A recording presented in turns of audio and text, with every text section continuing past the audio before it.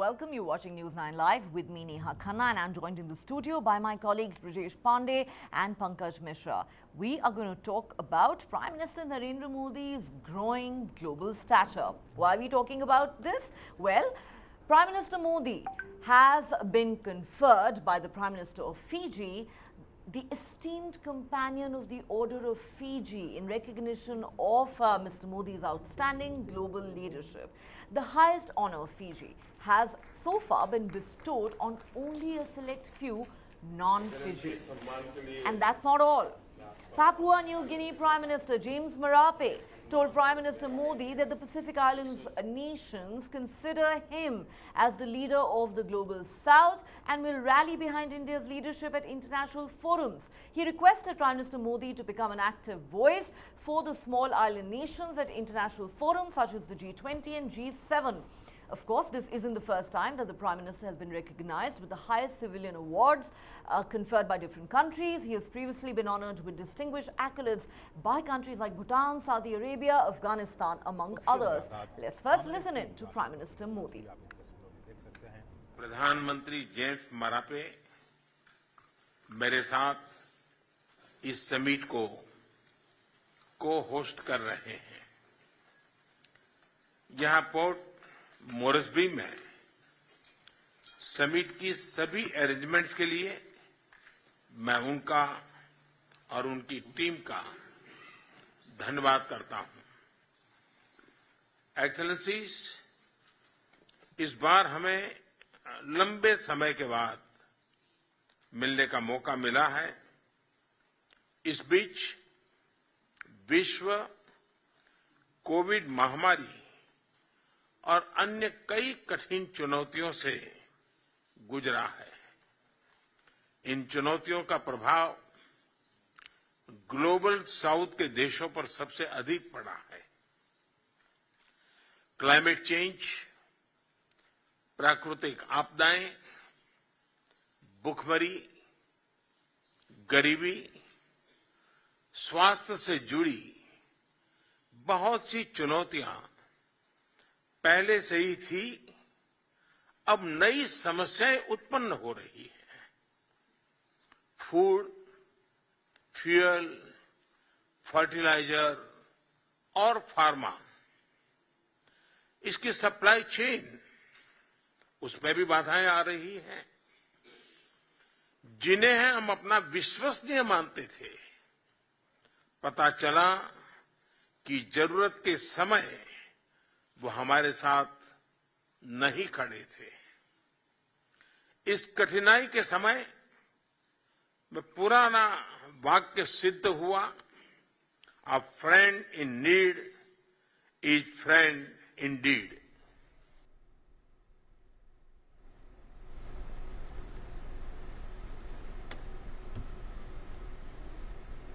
All right, so the Prime Minister of India, Narendra Modi, being conferred the highest civilian honor by two countries, Fiji and Papua New Guinea. And I want to discuss that further with my colleagues Brajesh Pandey and Pankaj Mishra. Brajesh, you know, apart from these two honors that have been conferred on Prime Minister Modi, and he's of course been conferred similar honors by multiple other countries in the past. This is not the first time. Another visual that has been gone viral on the social media is that of the Prime Minister of Papua New Guinea touching the feet of Prime Minister Modi at the airport. All these developments pointing in the direction of Prime Minister Modi's growing global stature, undoubtedly, Brajesh. Well, absolutely, and I think, you know, what happened there at the airport or the tarmac, you know, is something which would have taken many by surprise, as you know, we never expect. I mean, you know, it's basically an Indian tradition that you show respect by touching the feet of your elders, and but this kind of diplomatic coup, which was, I won't call it coup, but yeah, like this kind of diplomatic affection which was bestowed upon Prime Minister Narendra Modi was a signal of the kind of reverence, you know, the President and the Prime Minister had for the leadership of Prime Minister Narendra Modi, and it's also a signal of you know, India's stature or India's position vis-a-vis the government of the day. Well, those are visuals, Brajesh, that have really, you know, warmed the hearts of all Indians, really, Pankaj. Wouldn't you agree? I mean, that's the kind of thing we've not seen before. Yes, the Prime Minister is a very popular leader. Every time he visits abroad, we've seen, the kind of warm equation that he shares with all global leaders, including the US President himself, and then, the popularity goes through the roof every time he addresses the diaspora, and we're going to see that happen later this month in the United States. Once again, there you have it, visuals of the US President and Prime Minister Modi hugging each other there. Pankaj.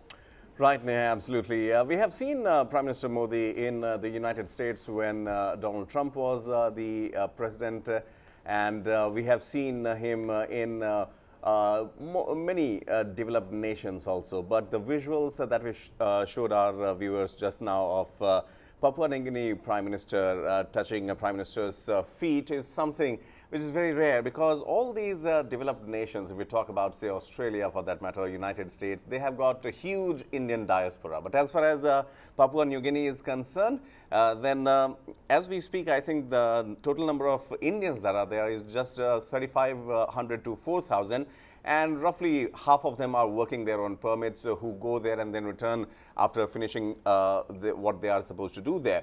But on the contrary, Fiji has a population of 38% of Indians constitute the total population of Fiji, which is a huge proportion of Indian diaspora living in a different country. So we understand why Fiji conferred the highest award to Prime Minister Modi. However, the heads of the state traveled to Papua New Guinea to confer this award to Prime Minister in Papua New Guinea, where he was also given similar reception and similar awards, the highest award of the country there. So yes, this is the stature that Prime Minister carries with him, and obviously we have seen it in the past also. Thousands and thousands of people make a beeline to actually meet and greet Prime Minister Narendra Modi wherever he goes. And these two countries in South Pacific region, just above the Australia, shows how far-reaching is Prime Minister Modi's charisma, if I may say so, as far as people-to-people connect and communion with the masses is concerned. Absolutely. In fact, the charisma is almost unmatched, and the popularity is through the roof, Brijesh. There have been reports in the last few days about how the President of the US and Prime Minister of Australia told Prime Minister Modi at the G7 summit in Hiroshima that they're faced with a very unique problem, which is that they're getting endless calls and requests for tickets to Prime Minister Modi's upcoming events in these two countries where he's going to be addressing the Indian diaspora. President Biden actually said, "You will get me into trouble. I don't know how to arrange for so many tickets for your event. You're so popular." I think, President Biden is getting a first-hand taste of, what it's like to be a popular Indian leader or cricket star, when he announces an event, and then there's a lot of calls, to get that particular pass or the IPL passes, if I may use the local lingo. Yes, but yes, one thing is very, very clear, which He's is... no less than a cricket star or a rock star, may I say. More than that. And I think, there are two things which are very clearly indicative of A, the growing clout of the Indian diaspora, and B, the popularity of Prime Minister Narendra Modi. And I think, the diaspora is also aware of PM's popularity back here in India, and that is the reason why everybody wants to be seen with him or be part of that circuit or circle where, he's visiting and is being part of. So, this particular, comment by President Joe Biden is definitely an indicative of it. And not just that, he didn't stop at that, President Biden, Pankaj. He actually said to Prime Minister Modi, "Let me take your autograph. You're incredibly popular." Well, yes, I'm sure Joe Biden, who has been the deputy to Barack Obama, at that particular point of time when he toured India with President Obama, he has mentioned several times that he was touched by Indian hospitality. So his Indian connect is far more, reminiscent as he would recollect it today. And now that Prime Minister Modi is at the helm of affairs, for him to host him, to know his influence, to feel it firsthand, because you're right, Neha, when this is not just a kind of a good gesture that President Biden was trying to showcase to Prime Minister Modi. When a head of state visits a particular country on a state visit, there are business lunches, there are business breakfasts. A lot of, high-profile, powerful people of that particular country attend or tend to attend those meetings and to get into close proximity with the Prime Minister. This time around, we are talking about none other than United States of America, where Indian diaspora, no doubt, by all standards, dominates the proceedings as far as diasporas are concerned. And needless to say, we have seen it happening in Manhattan also when Prime Minister Modi was there earlier. And this time around, once again, I'm sure Madison Square Garden. All Madison these Square events Garden, are complete sellouts, complete sellouts. Absolutely. Brijesh, I'm sure you've been getting a lot of calls too for these tickets to Prime Minister's diaspora events.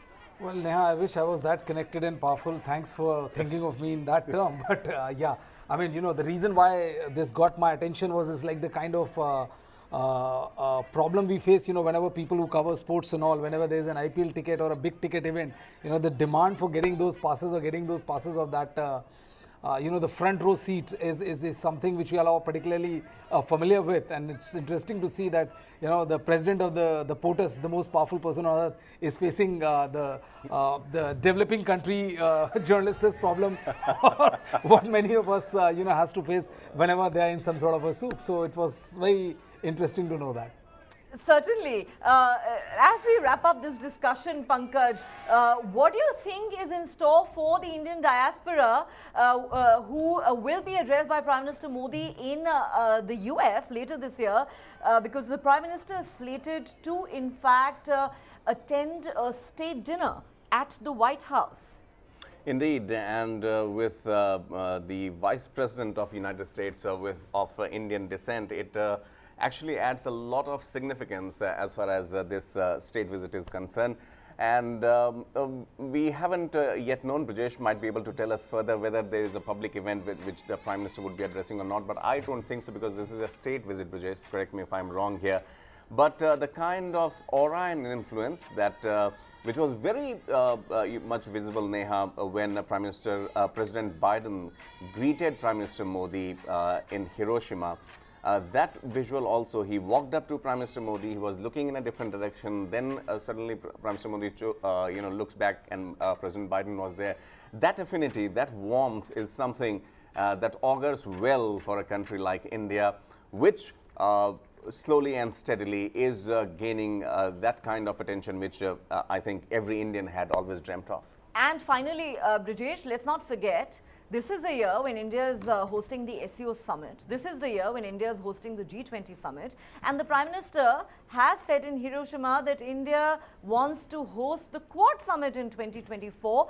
So in a sense, India, under the leadership of Prime Minister Narendra Modi, going all out to make its presence felt on the global stage. Well, yes, and going by the kind of response, the Prime Minister visits generates both internally as well as, abroad. And the fact of the matter is that the kind of leadership mantle which India has been bestowed with this G20 summit, I think it does a lot of good for the traction as far as India's position, in the world community. Earlier, India was referred to as a soft power, but I think now with the way India has tiptoed around and not bowed before the foreign pressure as far as this Russia-Ukraine war which is going on. Russian oil imports, Russian oil import is concerned, and yes, the way India has rebuffed the China about about how they said that they won't be taking participate in the Jammu and Kashmir this thing. So I think India is very steadily making their own decisions which are not being influenced by external factors, and it is more suited to their own their requirement, their internal dynamics more than the pressures which have been put. And I think if you look at the bigger picture, the macro picture, I think it's a good thing for Indian diplomacy. Certainly is. Well, I think there isn't a better example of the independence of India's foreign policy than the stand it's taken on the Russia-Ukraine war, especially in the context of Russian oil imports. Despite a lot of global pressure, India refused to bow down. In fact, of all people, former Pakistan Prime Minister Imran Khan has on record repeatedly praised India and Prime Minister Modi's independent foreign policy in the Russian context. All right. On that note, thank you to my colleagues Brijesh Pandey and Pankaj Mishra for decoding this story for us. It's a wrap. Thanks to the viewers for watching.